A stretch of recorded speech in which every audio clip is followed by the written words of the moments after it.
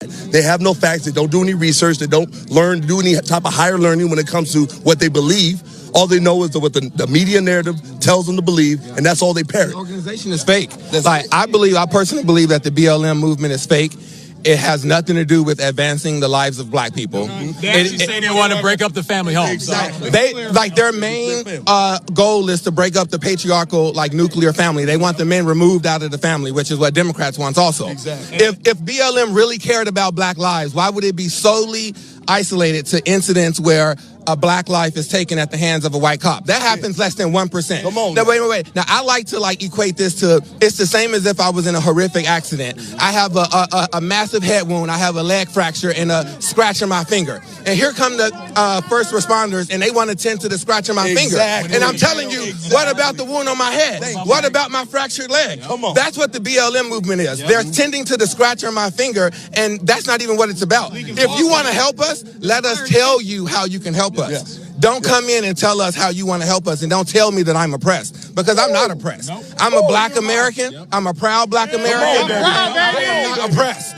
I am not oppressed. I'm one of the freest persons on this world. Kneel for no man. I only kneel to God. As you can see, no one has a privilege over me except for God. As you can see, black conservatism is the new punk rock. You know what I mean? Yeah. We're the rebels. You want to be cool? Come join our cause, baby. What are the 5 biggest issues facing blacks in America? Here's my list. Problem number 5, the victim mentality. Nothing holds someone back more than seeing himself as a victim. Why? Because a victim is not responsible for his situation. Everything is someone else's fault, and the victim sees little chance of improving his life.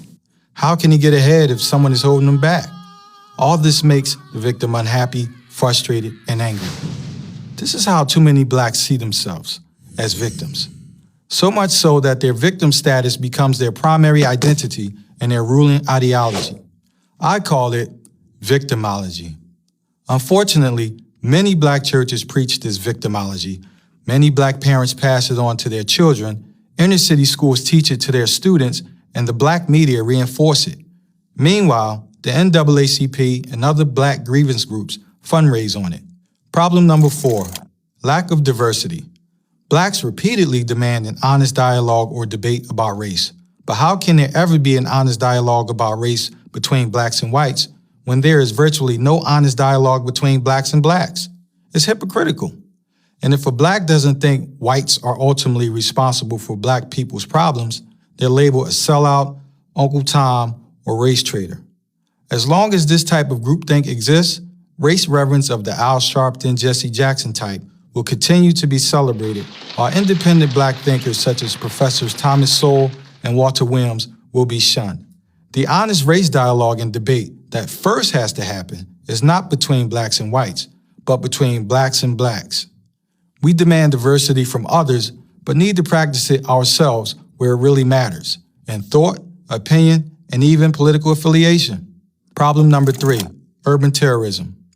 As just about everyone knows, but too few talk about publicly, in majority black cities, violent black-on-black crime is rampant. A Department of Justice study from 1980 through 2008 revealed that blacks accounted for almost half of the nation's homicide victims, 47.4%, and more than half of the offenders, 52.4%, all while being 13% of America's population. The Tuskegee Institute conducted a study of all known lynchings of blacks that occurred between 1882 through 1968. During this 86-year span, which is essentially the post-Civil War era up to the Civil Rights era, 3,446 blacks were reportedly lynched. Presently, black-on-black murder eclipses the number of blacks lynched over the course of 80 years, roughly every 6 months. Unbelievably, the culpability for this disproportionate amount of mayhem actually lies with a menacing 2 to 3% minority within the black populace. I call them urban terrorists. And since they're literally spawned from problem number 2, the black community protects them. Problem number 2, proliferation of baby mamas. The disintegration of the nuclear family has led to an astronomical increase of single-mother households. According to the Moynihan Report, in 1965, nearly 25% of black children were born to unwed mothers.